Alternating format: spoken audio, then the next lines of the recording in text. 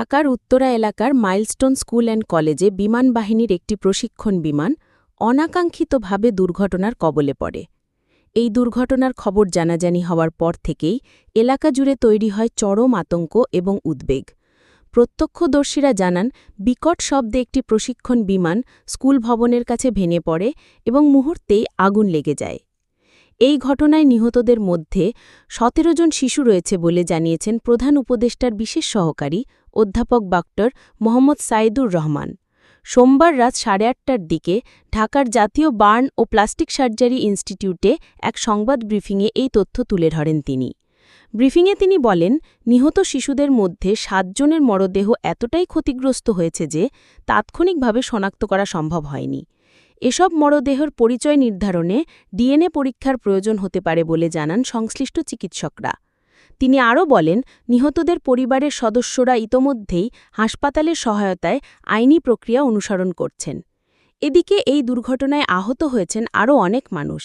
চিকিৎসকদের ভাষ্যমতে বর্তমানে ৮৮ জন বিভিন্ন হাসপাতালে ভর্তি রয়েছেন। তাদের মধ্যে অন্তত ২৫ জনের শারীরিক অবস্থা অত্যন্ত সংকটাপন্ন। বার্ন ইউনিটের চিকিৎসকেরা জানিয়েছেন, আহতদের অধিকাংশই আগুনে দগ্ধ হয়েছেন এবং তাদের চিকিৎসায় সর্বোচ্চ গুরুত্ব দেওয়া হচ্ছে।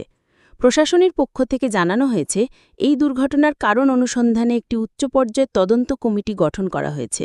দুর্ঘটনার পরপরই উদ্ধারকারী দল দ্রুত ঘটনাস্থলে পৌঁছে কাজ শুরু করে এবং স্থানীয়দের সহায়তায় আহতদের দ্রুত হাসপাতালে নেওয়া হয়। এদিকে মাইলস্টোন স্কুল অ্যান্ড কলেজ কর্তৃপক্ষ তাদের গভীর শোক প্রকাশ করেছে।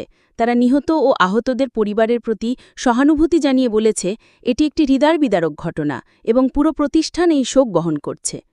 এখন পর্যন্ত বিমানবাহিনীর পক্ষ থেকে আনুষ্ঠানিক বিবৃতি না দিলেও সংশ্লিষ্ট সূত্রে জানা গেছে, দুর্ঘটনাকবলিত বিমানটি নিয়মিত মহড়ার অংশ হিসেবেই উড্ডয়ন করেছিল। বিষয়টি নিয়ে বিস্তারিত তদন্ত চলছে। প্রিয় দর্শক, এই ছিল আজকের বাংলা24 চ্যানেলের সর্বশেষ নিউজ। নিয়মিত নিউজ আপডেট দেখার জন্য বাংলা24 চ্যানেলটি সাবস্ক্রাইব করতে ভুলবেন না।